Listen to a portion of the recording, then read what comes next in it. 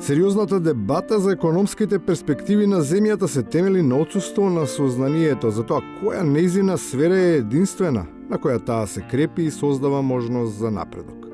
Тоа уникатно засолниште на квалитет кој ги креира македонските параметри на успешност и натаму е најпосакуваната и најпрофитабилната дејност, база која постојано, немилосрдно се надградува. Најразвиена стопанска гранка во држава е политика, очигледно. Приодот кон решавањето на овој предизвик е различен. Теоретски и концептиски се разгледуваат повеќе модели кои варираат во зависност од количеството употребена реалност. Ако го илустрираат оние кои однапред заземаат одбрамбена позиција, тогаш во прашање се доведува дури и можноста за тоа, напомош, да бидат користени надприродни сили.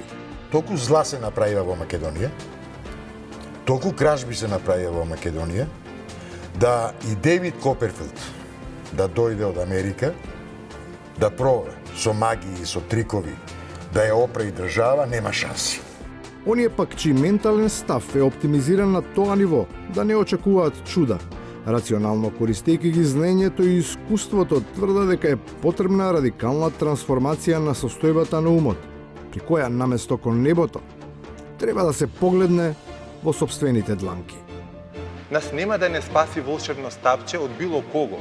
Ние мора внатре сами да си ги решиме работите.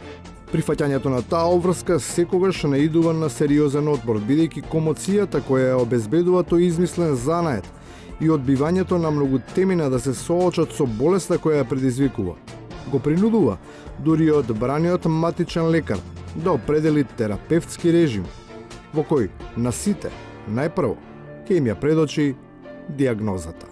Поголема грижа, поголема отчетност, јавна плата примаме. Пациенти сме сите. А лекувањето не е толку тешко, светлината е тука најважна. Таа ќе овозможи да се излезе од мракот и да се стави се на виделина. Но за да се случи тоа, мора конечно барем да се стисне на мрзливецот и сијалицата да гори, се додека на вистина не се раздени. Проблем е кога ноќта ви трае 28 години или 9. Што е проблем? А проблем е кога ноќта ви трае 2,5 години или 2 и кусур години. Исто така тоа е проблем. Значи, ноќите се предолги, а денот не дошол. И на крајот, економијата не ја бива без правна држава, оти едното без другото не оди. Па на Македонија веројатно барем малку ќе и се раздени, ако некому, конечно, му се стемни. Немој да ми кажеш мене закон, устав, се тоа се менува затоа што ние као граѓани очекуваме кој брате прекршил закон да одговара. Тачка. Тука можеби не треба да се става само една точка. Требаат уште две, за никогаш веќе да не се застанува.